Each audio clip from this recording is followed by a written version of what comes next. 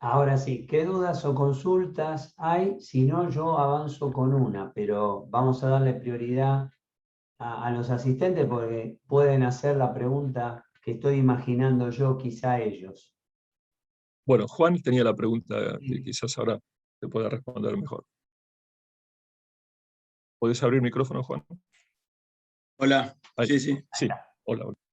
Que le había preguntado en qué profundidad, si tengo que levantar por ejemplo, en una esquina, hay una grieta, qué profundidad tendría que tener, por ejemplo, en una zapata, 1 por 1 y con una altura de 3 metros de la columna.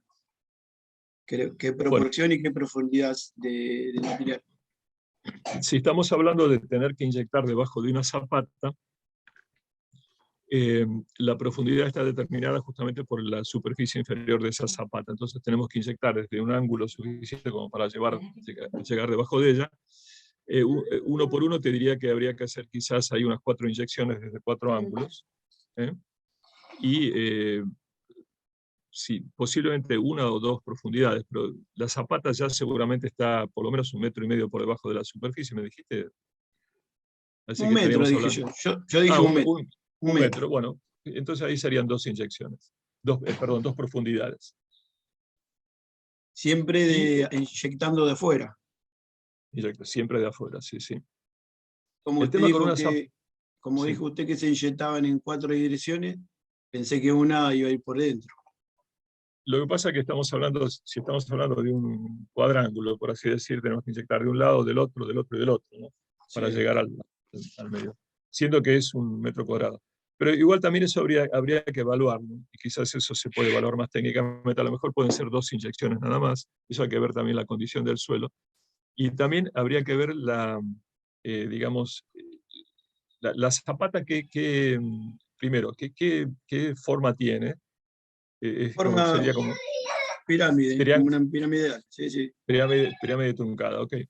Entonces, está bien, teníamos que ver, intentamos no inyectar atravesándola, porque generalmente son muy difíciles de atravesar, entonces tenemos que Mm. buscar un ángulo suficientemente amplio como para llegar por debajo sin tocarla, lo cual tiene sus cuestiones, pero hemos hecho, así que se puede hacer perfectamente. Eh, bueno, una de las cosas que quería comentarles, nosotros inyectamos por nivel y por punto, unos, para- son 10 kilos de producto que son para un bulbo de aproximadamente 1 metro cúbico, digamos, ¿no? En realidad metro cúbico, ¿no? Diámetro de 1 metro, podríamos decir. Y entonces, nosotros ya más o menos tenemos tabulado esto y sabemos a qué cantidad de producto inyectar y todo eso. O sea, primero venía por tablas desde Europa y acá las corroboramos después en la práctica, ¿no? Claro, eso te da el rendimiento del producto, digamos. Claro, Ujú. y sobre todo lo que tiene que pagar el cliente, ¿no? Porque Claramente, acá claro. hay 2 factores, ¿no? Por un lado, el trabajo en sí, técnicamente hablando, que eso es lo que se tiene que evaluar, el qué, el cómo y el cuánto. Y el cuánto después recae en el bolsillo del cliente, ¿no? Obviamente nosotros tenemos que hacer la cosa que sea lo más accesible posible, por un lado, pero no por accesible técnicamente inviable o técnicamente, Ah, digamos, incapaz de resolver el problema. claro. Entonces, ahí tenemos que hacer el equilibrio nosotros, ¿no? Por eso les decía, en Europa lo hacen muy simple. Primero porque el producto es mucho más barato que acá. Acá la importación nos faja y tenemos que, digamos, ya de impuestos vamos al doble del valor. Así que Ah, cuando ya lo sabíamos, cuando vinimos acá con esto, dijimos, bueno, nos lanzamos, no nos lanzamos. Es la aventura de ser argentino y de vivir en Argentina. Pero, Germán, digamos, sí. otra preguntita. ¿Y esto por qué sucede? ¿Porque no hay un estudio previo del suelo? ¿Por qué hay porque asentamientos? hay asentamiento. Sí, sí, sí, sí, sí. Bueno, la pregunta es muy válida, Juan, y efectivamente, o sea, uno dice, no, pero ¿qué? Pero el ingeniero, el arquitecto no lo previó. Miren, yo les tengo que decir una cosa, y y con total respeto, porque realmente se construye muy bien en Argentina, aunque parezca mentira. Digo porque he comparado, y no porque yo sea ingeniero, lo veo desde afuera, y desde afuera lo puedo evaluar perfectamente. Cambian las condiciones de humedad del suelo, cambia el nivel de, digamos, de absorción del agua.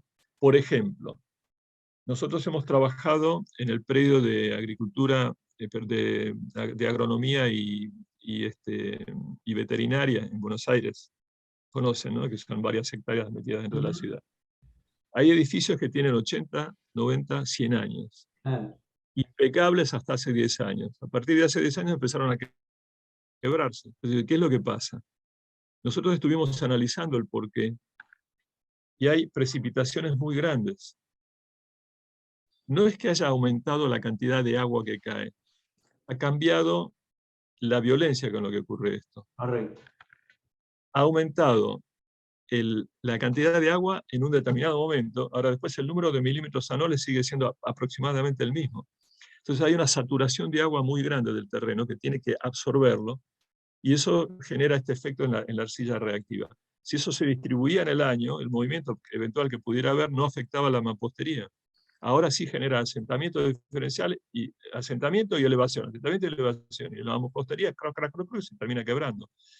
Y hay unas quebraduras horribles en todas las edificaciones de veterinaria y de agronomía. Pensábamos que nos iba a salir un contrato para estar trabajando 5 años, porque realmente era todo. Bueno, por ahora nos han contratado para un solo trabajo. Resultó muy bien. Pero bueno, hay toda una burocracia y una cuestión de presupuestos y qué sé yo, pero es el típico caso, lo menciono porque es así. Ahora, cuando construyeron mal, no, construyeron fantásticamente bien. Se quiebran ahora porque lo que ha cambiado es la condición de abajo. ¿No la previeron? Bueno, previeron viendo lo que había en ese momento. Ahora cambió la condición y se cambiaron las situaciones. ¿Se construye bien? Sí, se construye bien. Pero cuando te cambian las reglas del juego, y bueno, ahí están los problemas. Nosotros somos una tecnología de reparación, ¿no? Glenda tiene la mano levantada. Dale, Glenda, sí. ¿Cómo le va? Tengo un par de Hola. preguntas. Dale, por favor. Fiel a nuestro estilo. Dale. Por ejemplo, uno de los gráficos que mostraban, la fuerza que hace el geopolímero siempre es ascendente. En el caso de una zona que haya... Permíteme, Glenda, perdón. En realidad, algo que se expande por donde tiene menor resistencia. Por eso decía, Claro. se expande en forma radiada, todo alrededor. Lo que pasa es que hasta cuánto puedo comprimir hasta abajo, hasta el magma terráqueo, ¿no? ¿Cuándo puedo comprimir hacia la derecha? 1 metro, qué sé yo. Después, chao, queda autocontenido porque ya ha quedado suficientemente comprimido. Comprimo para arriba y sí, pero ahí venzo lo que es menos fuerte. Por eso va para arriba después de haber expandido suficientemente hacia abajo y hacia los costados. Perdón por la interrupción, pero para aclarar el concepto. Es excelente, porque en mi caso yo tengo un caso que es un gran hormiguero que generó un descenso, entonces sirve para eso es otra cosa. Sí, absolutamente. Bueno, hemos visto casas destruidas por los hormigueros, en zonas rurales, destruidas por los hormigueros, unas quebraduras que uno metía la mano dentro. Sí, de más de 3 centímetros se separó. Así que bueno, los voy a anotar porque lo voy a tener que hacer. Y después, habló de zonas sísmicas y de trabajar previamente. En este caso ustedes lo hacen ya aplicando este geopolímero sobre el sustrato y después se empieza a edificar, o es una vez que se edifica se le hace el refuerzo. La pregunta es muy buena y te tengo que decir que nosotros lo mencionamos y está en el PowerPoint porque se ha hecho a nivel internacional. Nosotros no lo hemos hecho. Pero, por ejemplo, en Turquía, vieron que hay fallas geológicas, ¿no? Tectónicas, sí, de las placas. Tectónicas, claro, de las placas tectónicas en ciertos lugares específicos del mundo, ¿no? Uno de ellos es la península de Anatolia, dicho en términos convencionales, donde está Turquía, en Turquía. Tienen unos sismos de todos los años entre 5 y 8 de la escala de Richter.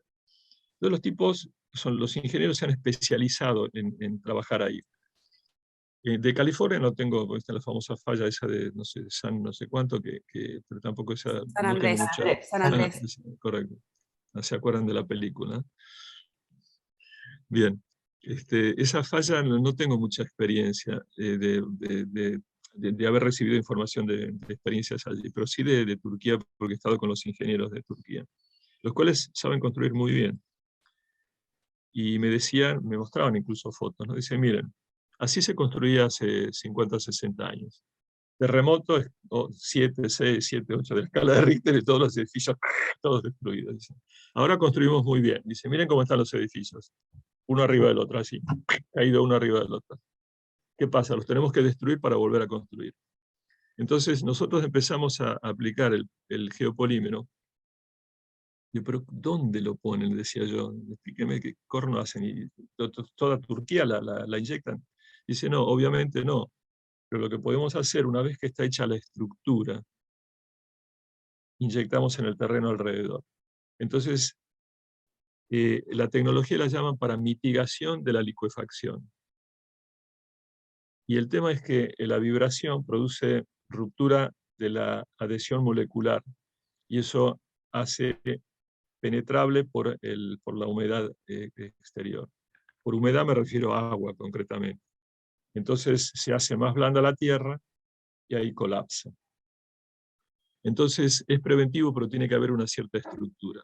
Y a nosotros, los que somos inyectores de Uretec, nos interesa muchísimo que haya peso, porque da la medida de la fuerza que tiene que hacer el producto para vencer. Porque yo puedo inyectar el producto al aire, y se expande como un globo. Puedo inyectarlo donde no hay peso, bajo tierra, y sí, qué sé yo, en Escocia, como le gusta decir a nuestro gerente de ventas, que es de origen escocés, dice, lo utilizan para hacer en las canchas ¿cómo se llama?, de golf, hacer estos bultos y estas cosas para que haya irregularidades. Bueno, entonces inyectan el geopolímero.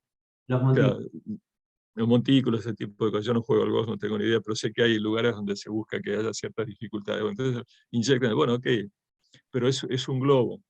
Ahora, si nosotros inyectamos ese producto debajo de algo que tiene peso y tiene que vencer ese peso, estamos poniendo a máxima prueba el producto, que adquiere la máxima solidez y consolidación. Entonces, lo preventivo no lo hemos hecho nunca acá en Argentina, pero se hace, y lo podemos llegar a hacer si nos invitan a algún lugar. Pero lo que vamos a hacer es justamente consolidar el terreno alrededor de la estructura que tiene que ya estar construida. Por lo menos la estructura, después se puede completar el edificio. Y tengo dos más. Dale, Glenda. Dale. Adelante. Cuando habla del anillo de flotación, ¿no? Este sistema que ustedes hacen con el Deep Injection, soy muy mal en inglés yo.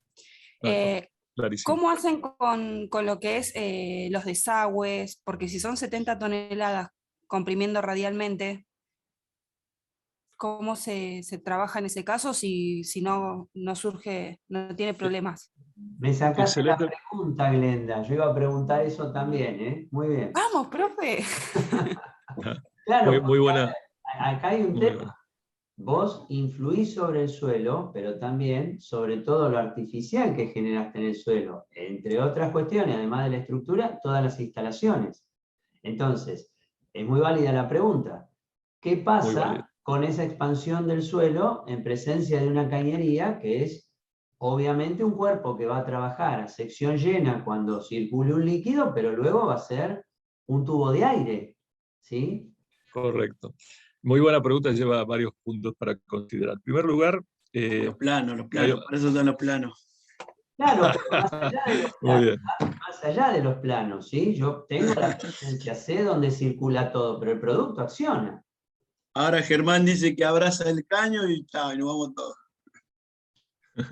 Bueno, ahora les quiero contar, porque las preguntas son muy lícitas y llevan a varios puntos de consideración. En primer lugar, porque hay otro punto que tienen que agregarle.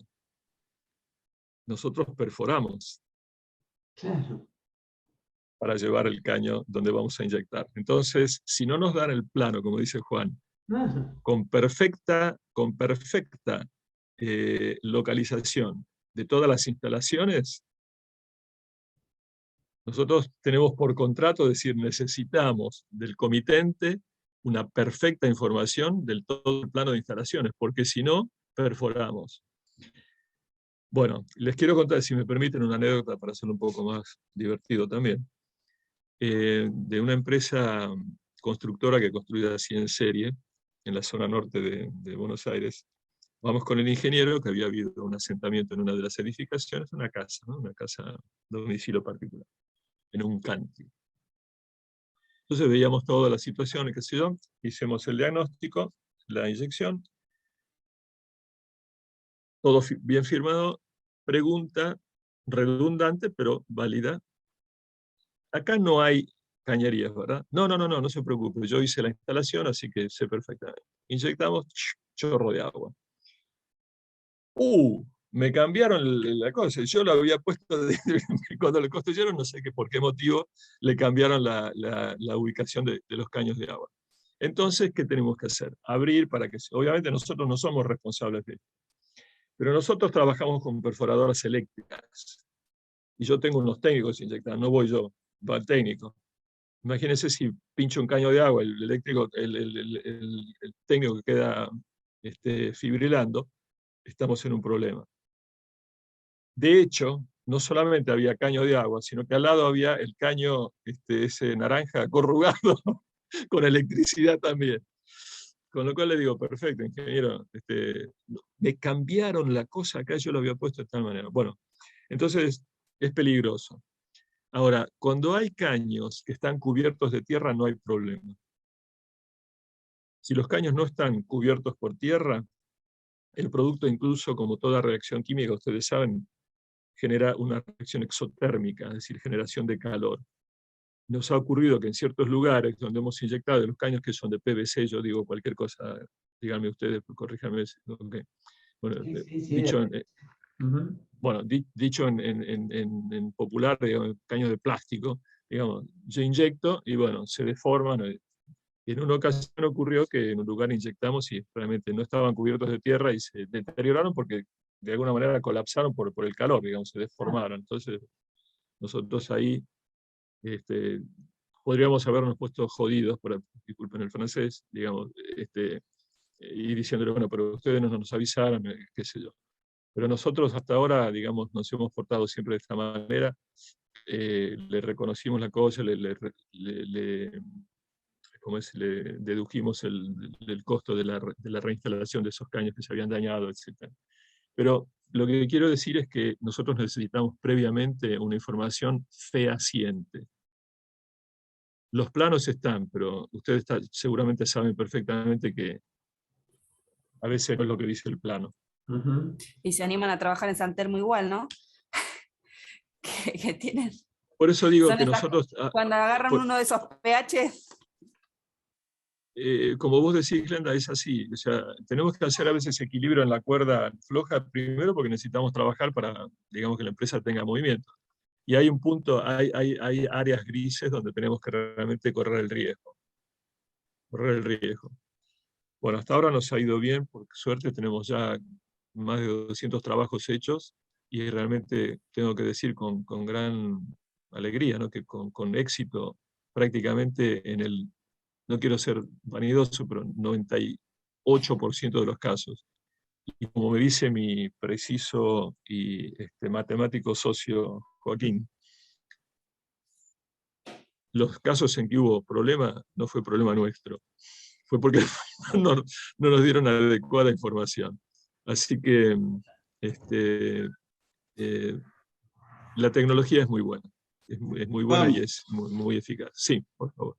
Ya que hacen tantos gastos en tecnología, ¿por qué no se compran una camarita termográfica para detectar caño? Lo que pasa es que hay un montón de cosas que nosotros podríamos hacer. También podríamos hacer un georradar, y hay cantidad de cosas. En la práctica tendríamos que tener tanto equipamiento para usarlo una vez cada tanto, que sería una inversión brutal. Ya la inversión de tener el camión, claro, la máquina proporcionadora, los técnicos entrenados, esto no fue que fuimos ahí, sí, así se hace, lo hacemos acá, y che, muchachos, que vengan a hacer agujeritos. tuvimos que traer a los técnicos de Inglaterra a formar a los nuestros, esto es todo una cuestión. Estudio de suelo, ustedes no hacen estudio de suelo, nos dicen, pero a ver, un poquito, o sea, no podemos hacer todo. Entonces, claro, preferimos subcontratar, le damos trabajo a otra gente y listo. Claro. Y sí, nosotros pedimos justamente que nos digan la integridad de los caños, de las cañerías, de las instalaciones, y bueno, contraten a la persona. Entonces hay geólogos que hacen estudio de suelo, hay técnicos que hacen justamente la inspección de los caños y todo eso. No podemos hacer todo nosotros. Nosotros somos inyectores. Claramente, claramente. Paula, Bueno, no sé, Glenda, si tenías alguna más. la última, lo Dale, prometo que es la dale. última. Dale, No, dale. no, Solo para ver pregunten. el alcance de la tecnología. En el caso, ¿vio el piedraplén de la Laguna Picasa? ¿Este producto se podría aplicar? Porque está entre medio de agua.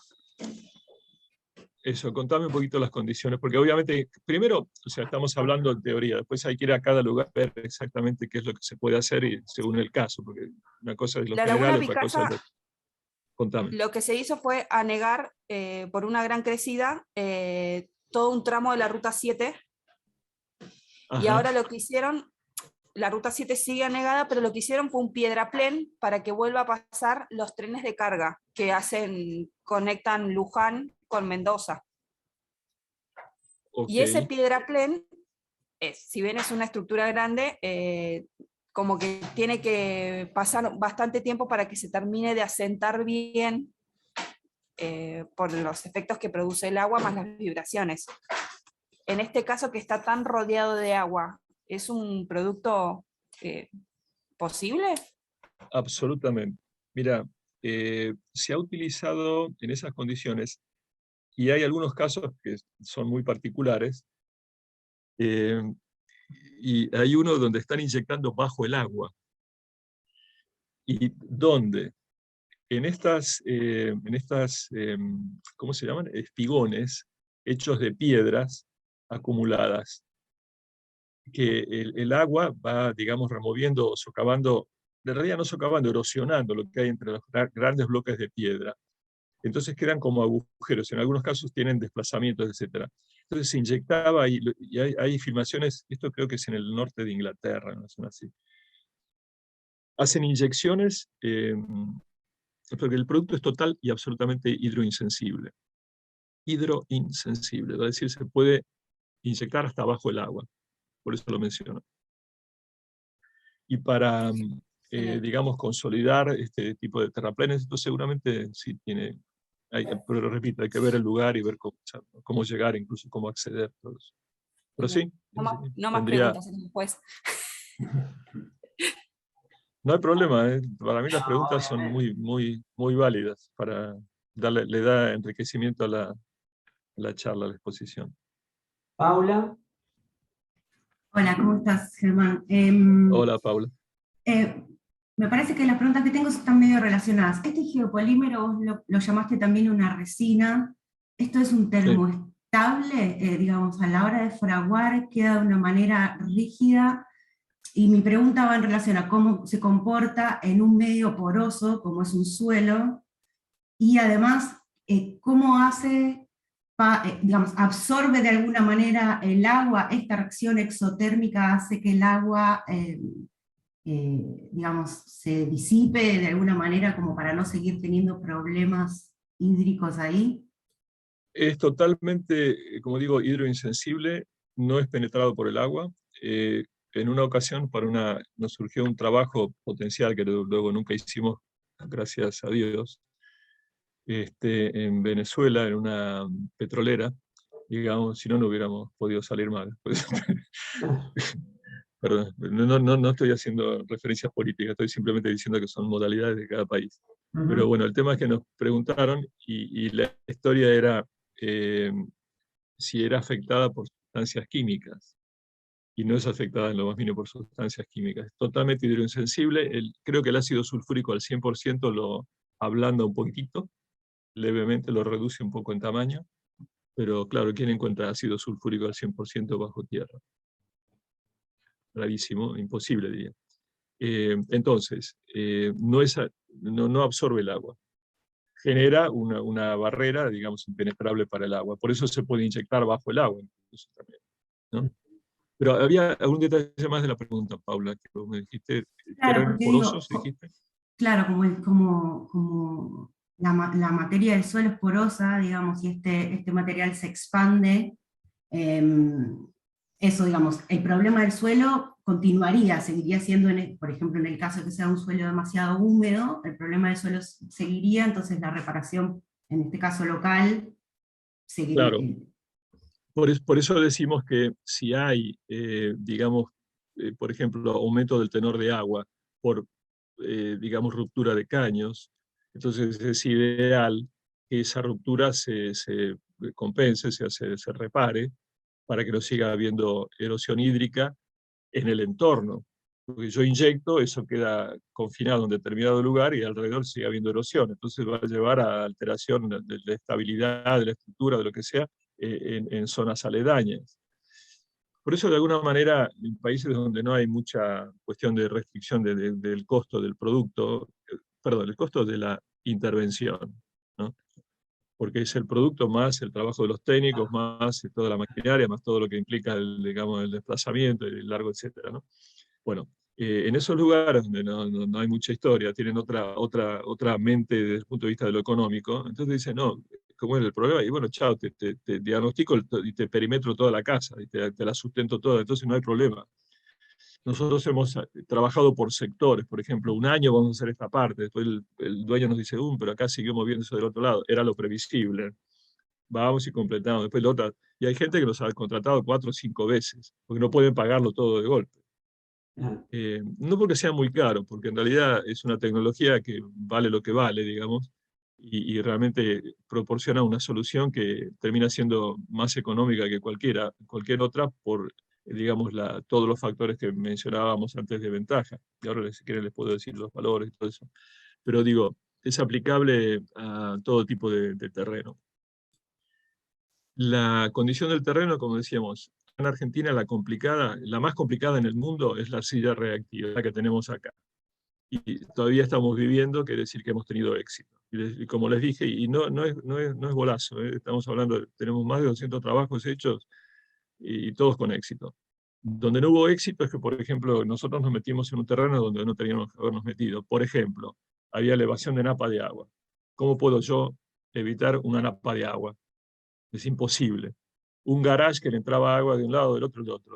Lo inyectamos por aquí y por allá, y le tapamos un 70%.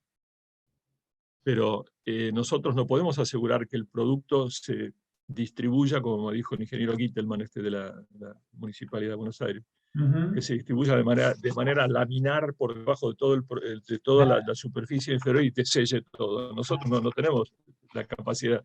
Inyectamos el producto se expande donde hay menor resistencia. Entonces tapona ciertas partes, pero el agua yo no la puedo, de una napa no la puedo mandar para otro lado, no puedo cambiar una napa. Entonces puedo, digamos, sustentar. Pero nosotros básicamente lo que hacemos no es sellar, para que quede claro, no sellamos. Nosotros, perdón, acá no sé dónde me fui. ¿Me están viendo? Porque Sí, me sí, apareció el perfecto, PowerPoint. Germán, ¿eh? Sí, te vemos bien. Bueno, metí un dedo y me apareció el PowerPoint a mí. No podemos sellar.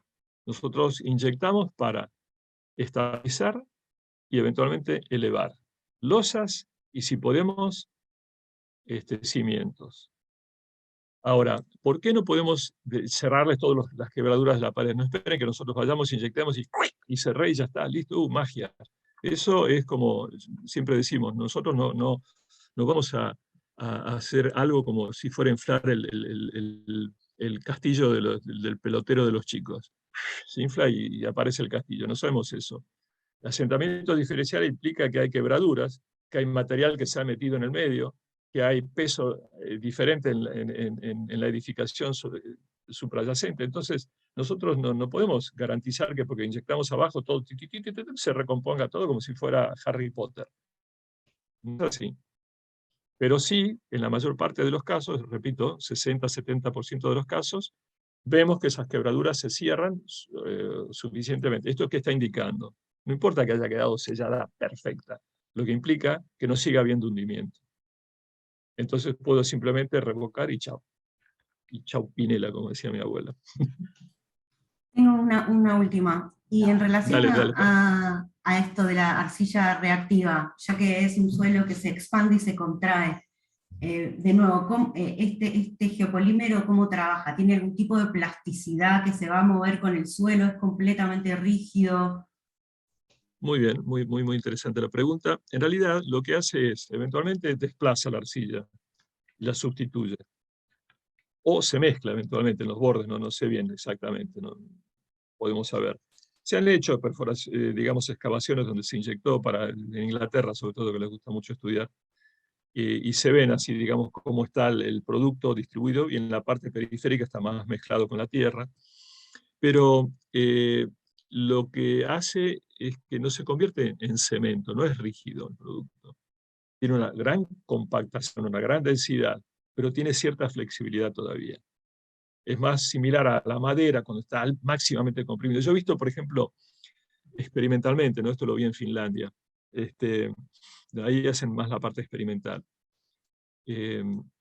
Por ejemplo, el producto con sustentando un peso de, qué sé yo, ponele 1 tonelada, después de otra de 30 toneladas, después de otra de 40 toneladas. Y claro, para sustentar todo eso se comprime.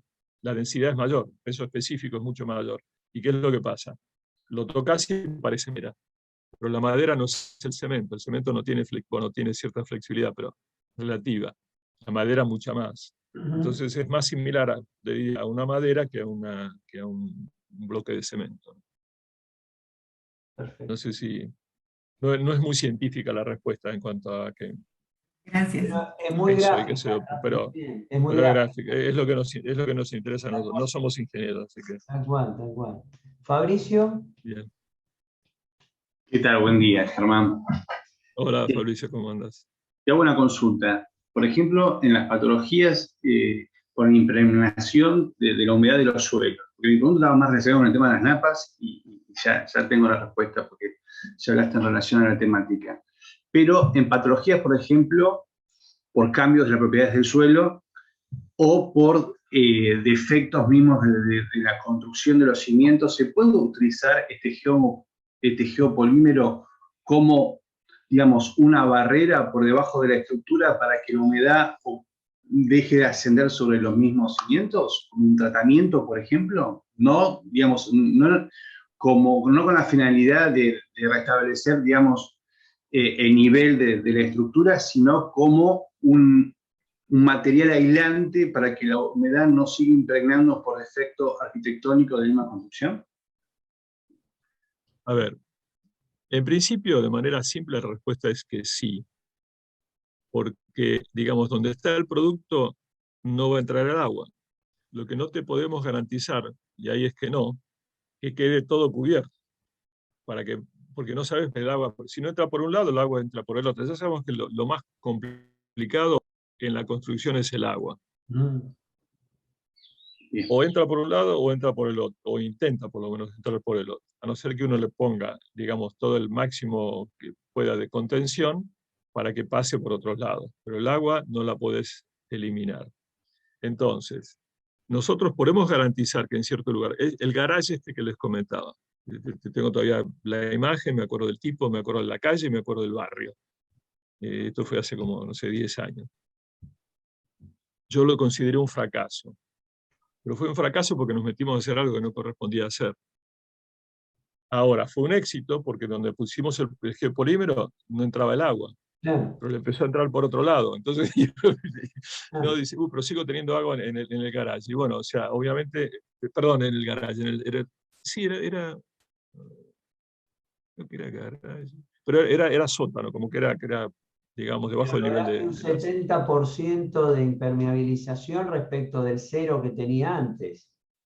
Exactamente. Entonces el punto es, digo, bueno, ¿fue un éxito o no fue un éxito? Bueno, qué sé yo, o sea, en realidad, a partir de ahí dijimos, chao, olvídate, napa de agua, no nos metemos a hacer nada de esto porque, o sea, no es serio de parte nuestra decirle.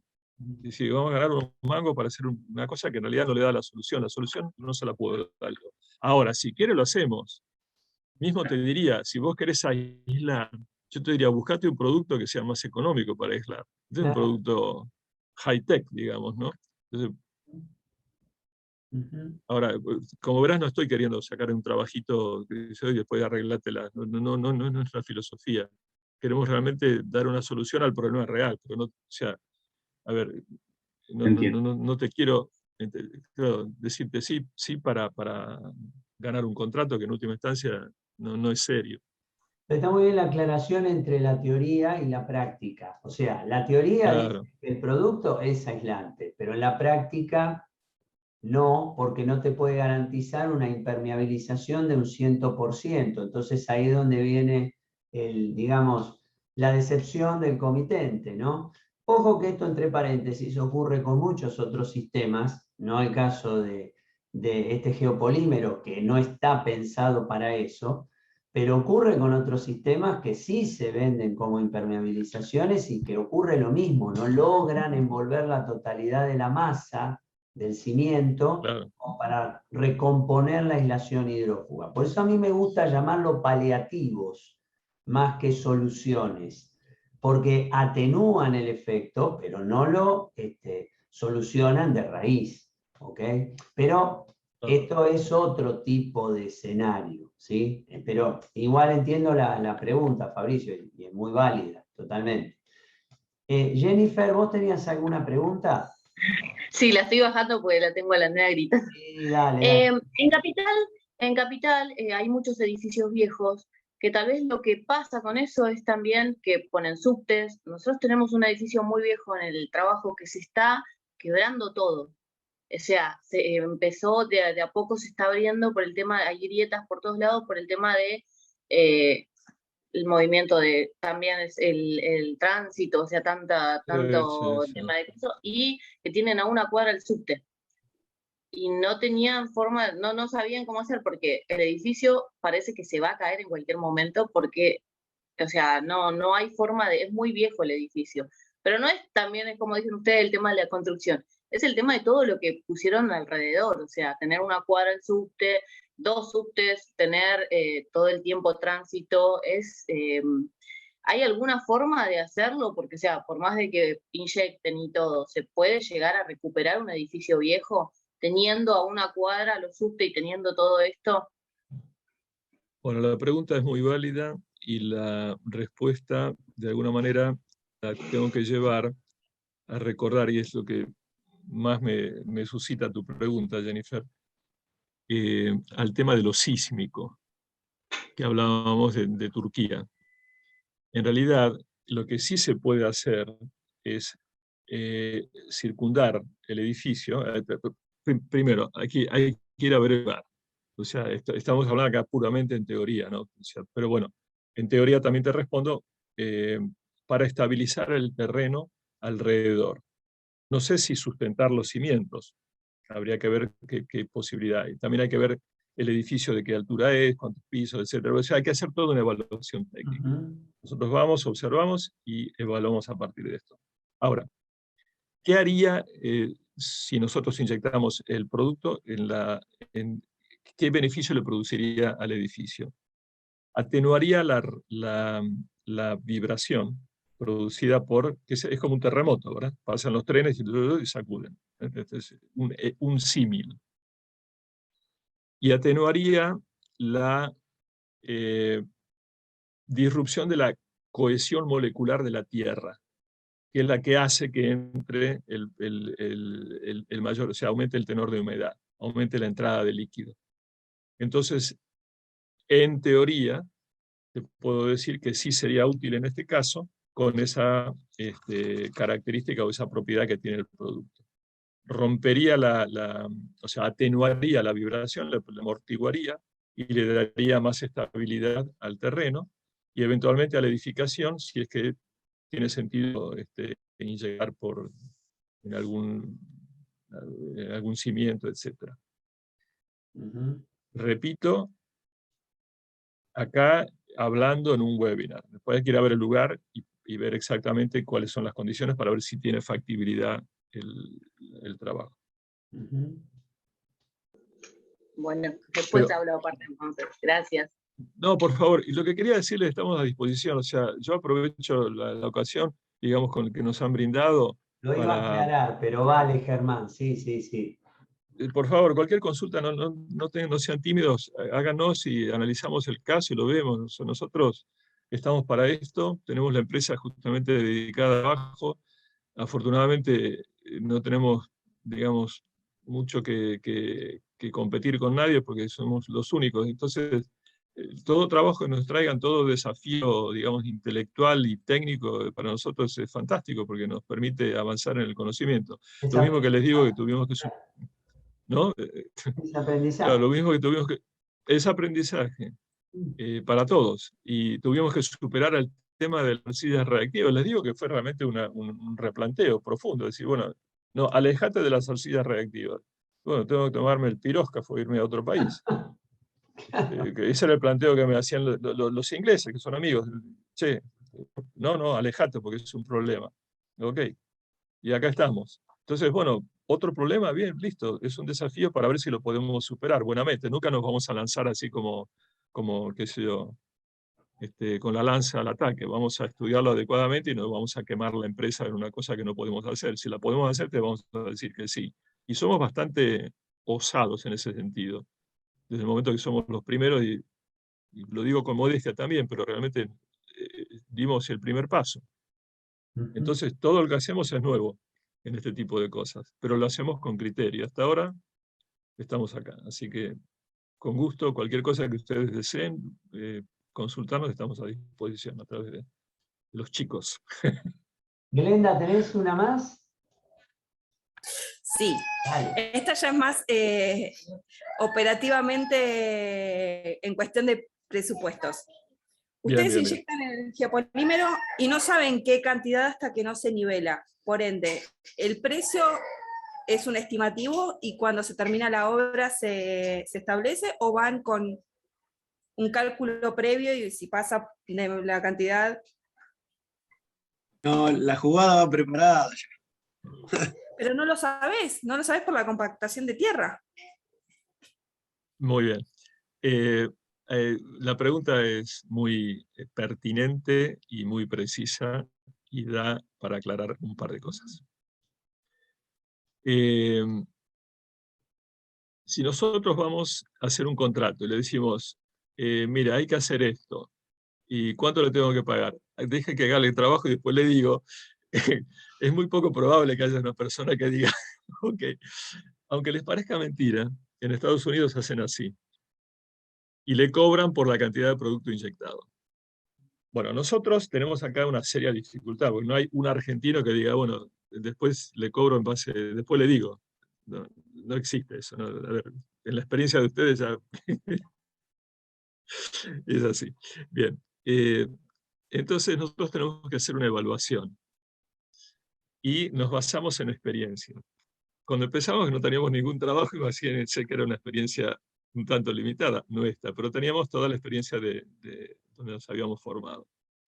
Y realmente fuimos comprobando después, afortunadamente, que esas escalas evaluativas en cuanto a cantidad de producto para inyectar correspondían muy bien aquí también a Argentina. Es decir, son pautas, digamos, más o menos internacionales que está bien.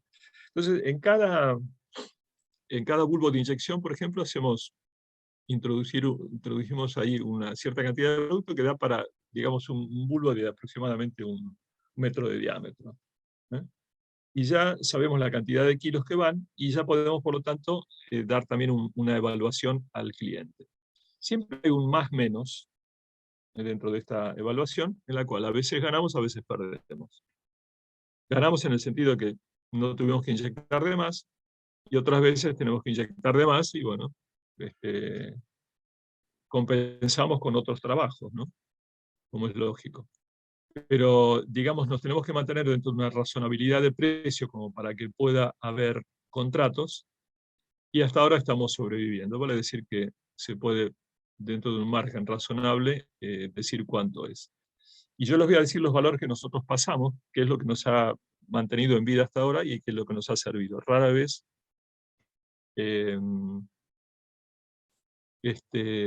nos equivocamos. o hemos tenido problemas. Gómez Juan quiere controlar la cámara, no sé qué significa eso. ¿Le digo que sí? ¿Qué me dicen? Sí, sí. ¿Habrá tenido Bien. algún corte? Yo ya te digo. A ver ahora. Debería poder. Ahí estoy ya. Ya está. Ahí va. Bien, bien. Bueno, Ahí está. para darles valores, por ejemplo,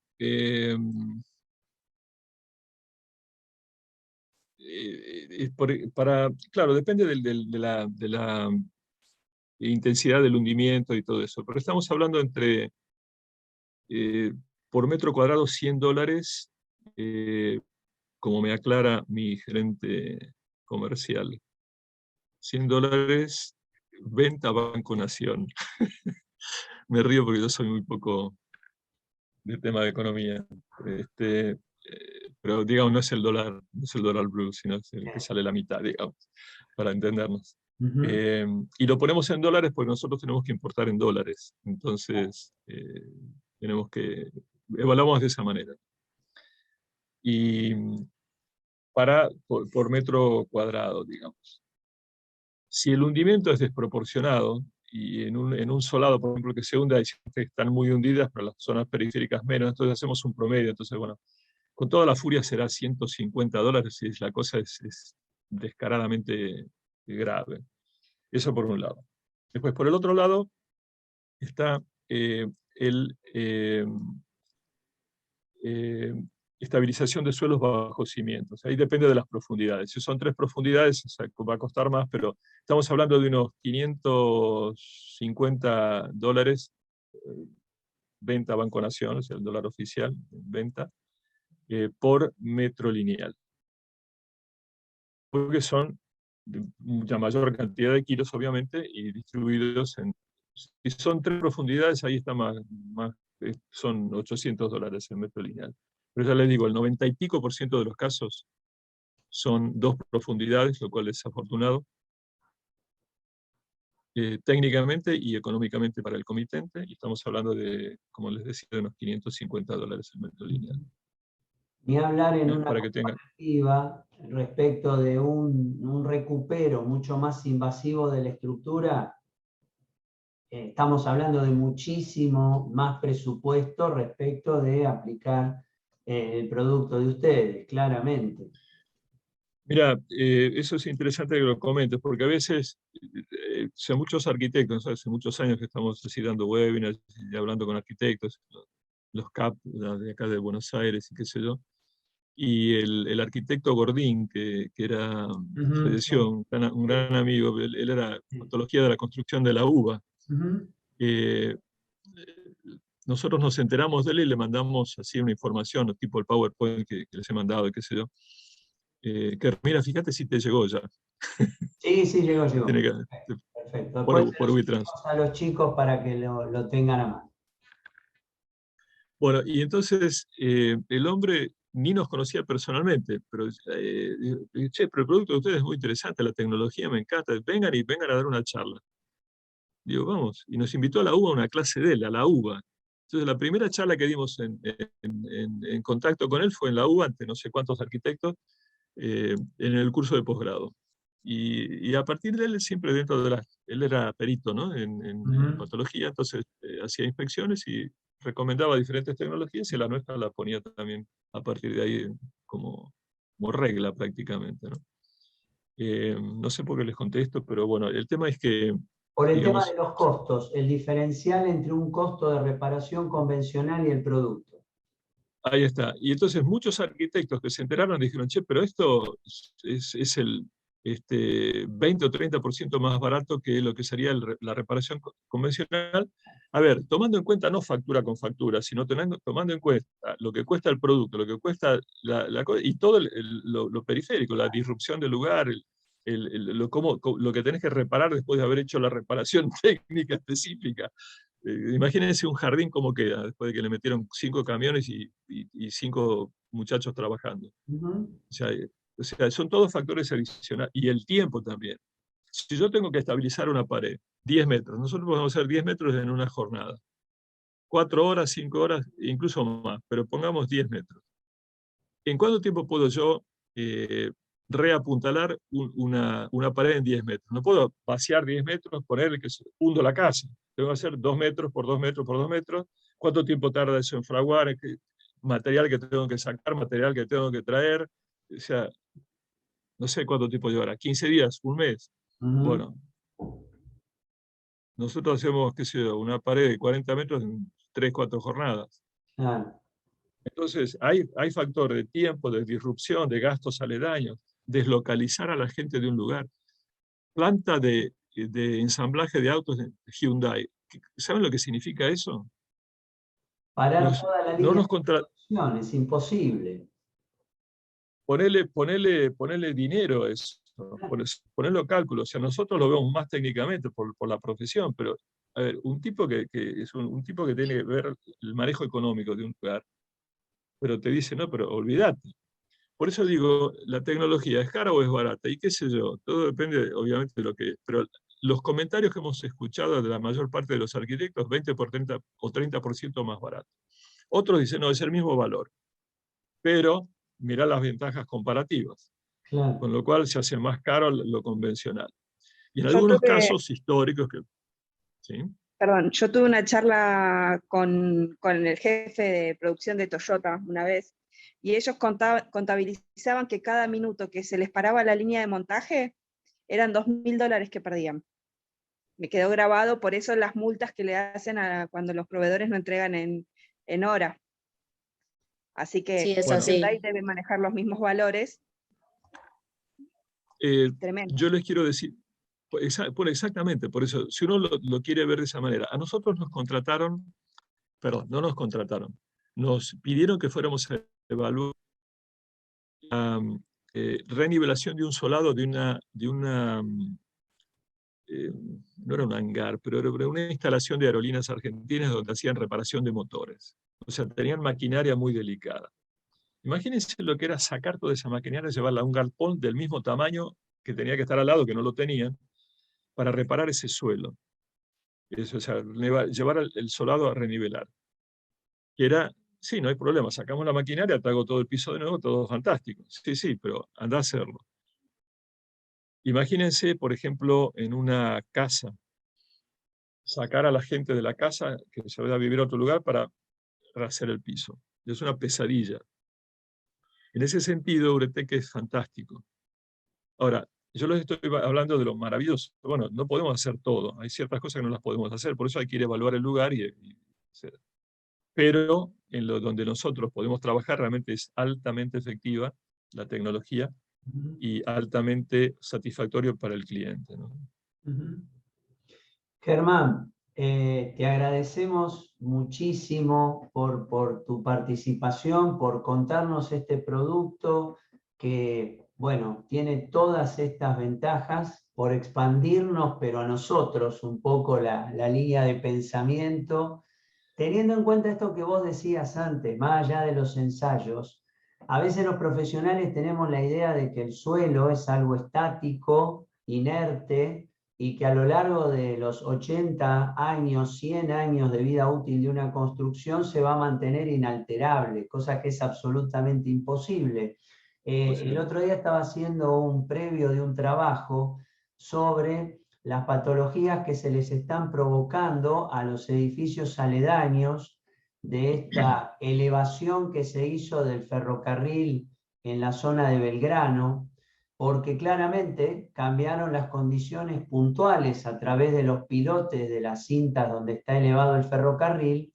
Los bulbos que vos mencionabas de dispersión de cargas están provocando desde algunos movimientos estructurales en los edificios vecinos como situaciones donde esa expansión por rajadura impide abrir puertas y ventanas en un periodo muy breve, y en algunos otros casos donde producto de la pandemia y del descenso de la carga de tránsito y del discurrir de los subtes, también ha provocado patologías en edificios. Entonces, todo esto que vos bien decías respecto de que el suelo, más allá de que obviamente hacemos estudios de suelos en la fundación de la obra, pero que no obstante, habiéndolos hecho y habiendo fundado conscientemente desde el punto de vista estructural, esto con el tiempo puede requerir estas reparaciones porque el suelo continúa vivo y las condiciones de contexto, desde constructivas hasta del propio suelo,